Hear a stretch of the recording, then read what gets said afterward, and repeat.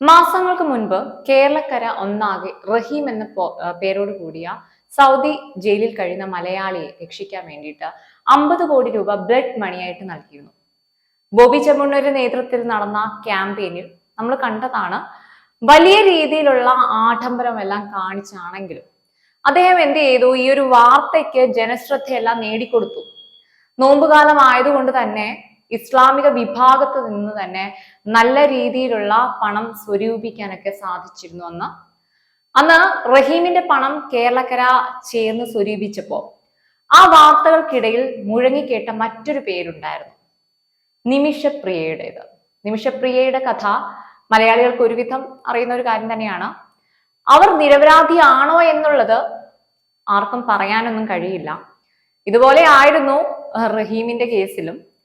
അയാൾ നിരപരാധിയാണെന്ന് വാനോളം പുകഴ്ത്തി നടന്നവരെല്ലാം ഇപ്പൊ ഒന്നും ഉരിയാടാതായി. കാരണം റഹീം നിരപരാധി ആയിരുന്നില്ല എന്നുള്ളതാണ് സത്യം. അതുമായിട്ട് ബന്ധപ്പെട്ട് ഒരു വീഡിയോ ചെയ്തതാണ്. കൊലപാതകം നടത്തിയെന്ന് തെളിഞ്ഞത് കൊണ്ട് തന്നെ ആണ് റഹീമിനെ വധശിക്ഷയ്ക്ക് വിധിച്ചതും. പക്ഷെ ഇവിടെ നിമിഷപ്രിയയുടെ കാര്യത്തിൽ സമാന രീതിയിൽ തന്നെയാണ് നടന്നിരിക്കുന്നത്. അവരും ഒരു കൊലപാതകം നടത്തിയതാണ്. അതവർ കോടതിയിൽ കുറ്റസമ്മതം നടത്തിയിട്ടുമുള്ള ഒരു കാര്യമാണ്. നിരന്തര പീഡനം സഹിക്കാൻ കഴിയാതെ നിമിഷപ്രിയ യമൻ യുവാവിനെ കൊന്നത് മനഃപൂർവ്വം തന്നെയായിരുന്നു.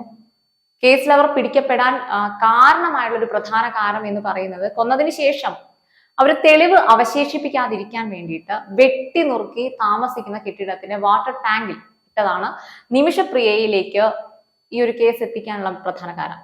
അവിടെ നിന്നും കടന്നു കളഞ്ഞ നിമിഷപ്രിയയെ ബോർഡറിൽ വെച്ചിട്ട് പിടികൂടുകയായിരുന്നു. ഇതെല്ലാം അവർ തന്നെ പറഞ്ഞ കാര്യങ്ങളാണ്. നിമിഷപ്രിയ കുറ്റക്കാരിയാണോ അല്ലയോ എന്നുള്ളത് നമുക്ക് ഉറപ്പിച്ച് പറയാൻ സാധിക്കില്ല. അവർ ഒരു പക്ഷേ കുറ്റക്കാരി തന്നെയാകാം. അറബ് രാജ്യങ്ങളെ അപേക്ഷിച്ച് അവിടെ വധശിക്ഷയ്ക്ക് വിധിക്കപ്പെട്ട തടവുകാർക്ക്, മരിച്ചുപോയ ആളുടെ കുടുംബാംഗങ്ങൾക്ക് ഈ ബ്ലഡ് മണി നൽകി കേസിൽ നിന്ന് ഇളവ് നൽകാനുള്ള ഒരു ഓപ്ഷൻ നിലനിൽക്കുന്നുണ്ട്. ബ്ലഡ് മണി നൽകിയാൽ കേസിൽ നിന്നും ഊരിപ്പോരുകയും ചെയ്യാം. പക്ഷേ ഇതല്ല ഇവിടുത്തെ ഒരു വിഷയം. റഹീം എന്ന യുവാവിനെ സഹായിക്കാൻ ഇപ്പം കേരളം കൈകോർത്ത് 50 കോടി രൂപയാണ് സ്വരൂപിച്ചത്. എന്നാൽ നിമിഷപ്രിയയുടെ കാര്യത്തിൽ ഏകദേശം ഒരു 1.5 കോടി രൂപ മാത്രമേ ആവശ്യമുള്ളൂ. അത് പുഷ്പം പോലെ കേരളത്തിലെ ഒരാൾ വിചാരിച്ചാൽ തന്നെ കൊടുക്കാവുന്നതേ ഉള്ളൂ. ഏതെങ്കിലും ധനികൻ വിചാരിച്ചാൽ തന്നെ കൊടുക്കാവുന്നതേ ഉള്ളൂ. പക്ഷെ അത് എന്തുകൊണ്ട് നൽകുന്നില്ല ജനം? മതമാണോ ഇവിടെ പ്രശ്നം? റഹീമിനെ സഹായിച്ചത് മുസ്ലിം സമൂഹമാണ് കൂടുതലായിട്ടും. ഇവിടെ നിമിഷപ്രിയയെ സഹായിക്കാൻ എന്തുകൊണ്ട് ആരും ഒരുങ്ങുന്നില്ല എന്നതാണ്. ബോബി ചെമ്മണ്ണൂർ അന്ന് കാണിച്ച റോഡ് ഷോയും ക്യാമ്പയിനും എന്തുകൊണ്ട് നിമിഷപ്രിയയുടെ കാര്യത്തിൽ കാണിക്കുന്നില്ല? റഹീമിന്റെ ക്യാമ്പയിൻ ആ ഒരു പിരിവിൽ സ്വരൂപിച്ച പണത്തിന്റെ മിച്ചം പണം ഇനിയും ഉണ്ടാകാൻ സാധ്യത നിലനിൽക്കുന്നുണ്ട്. അത് വേണമെങ്കിൽ ഇതിലേക്ക് ഉപയോഗിക്കാം. പക്ഷെ അതൊന്നും ഇവിടെ കാണിക്കുന്നില്ല. റഹീമിന്റെ കാര്യത്തിൽ ഒരബദ്ധം പറ്റിയതാണെന്ന് ജനത്തിന് ഏകദേശം മനസ്സിലായി കഴിഞ്ഞു. അത്രയും പണം സ്വരൂപിച്ച് നൽകിയത് മാധ്യമങ്ങളും ഇപ്പം ഈ സോഷ്യൽ മീഡിയയും മോചന വാർത്ത ആഘോഷിക്കുന്നതുമെല്ലാം ഒരു തരത്തിലൊരു അബദ്ധം തന്നെയായിരുന്നു. അയാൾ ഒരു കുറ്റവാളിയായിരുന്നു. അറിയാതെ പറ്റിയ കയ്യബദ്ധം ഒന്നുമല്ല ശരിക്കും അത്. ഇവിടെയും സ്ഥിതി അത് തന്നെയാണ്. കൊടിയ പീഡനങ്ങൾക്ക് ഇരയായ ശേഷം അവരെ യാതൊരു രീതിയിലും ജീവിക്കാൻ അനുവദിക്കാതെ വന്നപ്പോഴാണ് ആ യമൻ യുവാവിനെ കൊല്ലാനുള്ള ഒരു തീരുമാനം അവർ കൈക്കൊണ്ടത്. അത് മയക്കി കിടത്തിയതിനു ശേഷം വെട്ടി നുറുക്കി കൊല്ലുകയായിരുന്നു. മനഃപൂർവ്വം തന്നെയായിരുന്നു. അവർ തെറ്റ് ചെയ്തിട്ടുണ്ട്. പിന്നെ ബ്ലഡ് മണി കൊടുത്ത് അവരെ ഇതിൽ നിന്ന് മോചിപ്പിക്കാം അല്ലെങ്കിൽ രക്ഷപ്പെടുത്താം എന്ന് മാത്രം. തെറ്റ് തന്നെയാണ്. നിമിഷപ്രിയയുടെ കഥ കേൾക്കുമ്പോൾ തന്നെ എന്നിൽ ഉദിച്ച കുറെ സംശയങ്ങളുണ്ടായിരുന്നു. അവരൊരു തെറ്റിൽ നിന്നും കൂടുതൽ തെറ്റിലേക്ക് വീഴുമ്പോൾ അവരെന്തുകൊണ്ട് ആലോചിച്ചില്ല വീഴാൻ പോകുന്ന വലിയ കുരുക്കിനെ കുറിച്ച്?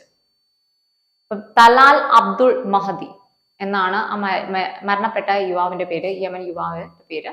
അവരെ ചതിക്കുകയാണെന്ന സംശയം തോന്നിയപ്പോൾ തന്നെ നിമിഷപ്രിയയ്ക്ക് പോലീസ് സഹായം തേടാമായിരുന്നു. പിന്നെ അയാളെ വിവാഹം കഴിക്കുന്നു. അങ്ങനെ ഒരുപാട് നിഗൂഢതകൾ നിമിഷപ്രിയയുടെ കഥയിൽ നിലനിൽക്കുന്നുണ്ട്.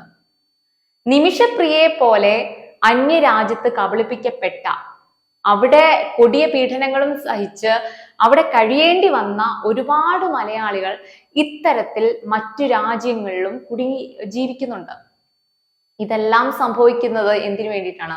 അമിതമായിട്ടുള്ള പണം സമ്പാദിക്കാൻ പോകുമ്പോഴാണ് ഇത്തരത്തിലുള്ള അപകടങ്ങളിൽ ചെന്ന് വീഴാറ്. നല്ലൊരു ജോലി ചെയ്ത് ജീവിക്കുമ്പോഴാണ് എടുത്തു ചാടി മറ്റൊരു സംരംഭം തുടങ്ങാൻ ശ്രമിക്കുന്നത്. ഇത് ചെന്നെത്തിക്കുന്ന എവിടെയാണ്? ഇത്തരത്തിലുള്ള കുഴികളിൽ. ഇത് വെറും 1-2 കേസുകളിൽ മാത്രം ഒതുങ്ങുന്ന കാര്യങ്ങളല്ല. ഒരുപാട് സംഭവങ്ങൾ ഇങ്ങനെ നടക്കുന്നുണ്ട്.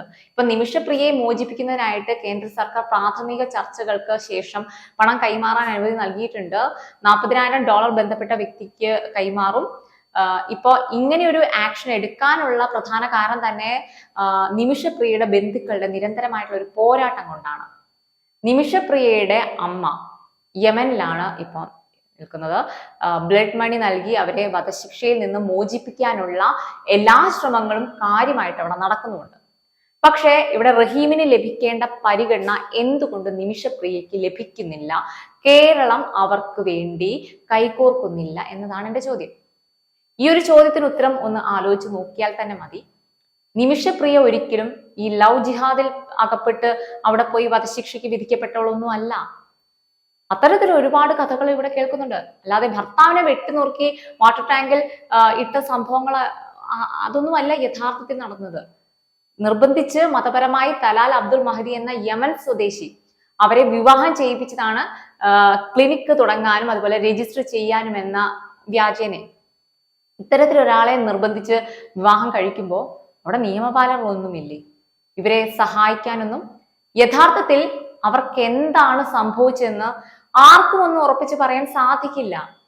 എന്നിരുന്നാലും നിരപരാധിയാണെങ്കിൽ അവരെ മോചിപ്പിക്കുക തന്നെ വേണം. അതിനെ കേരളം കൈകോർത്ത് നിൽക്കുന്നതിൽ തെറ്റൊന്നുമില്ല. കൈകോർത്ത് നിൽക്കണം എന്ന് തന്നെയാണ് പറയാനുള്ളത്. എന്നാൽ അവർ ഇവിടെ നിരപരാധിയല്ല. പക്ഷെ റഹീമിനെ പരിഗണന കൊടുത്തിട്ടുണ്ടെങ്കിൽ ഇവിടെ എന്തുകൊണ്ട് നിമിഷപ്രിയയ്ക്ക് പരിഗണന നൽകിക്കൂടാ? കേരള സമൂഹത്തിന് രണ്ടുപേരും തെറ്റ് ചെയ്തിട്ടുണ്ട്. രണ്ടുപേരും കൊലപാതകങ്ങളിൽ തന്നെയാണ്. എന്തായാലും നിമിഷപ്രിയയുടെ വിധിയിൽ എന്ത് അപ്ഡേഷൻ ഉണ്ടാകുമെന്ന് വരും നാളുകളിൽ അറിയാൻ സാധിക്കും.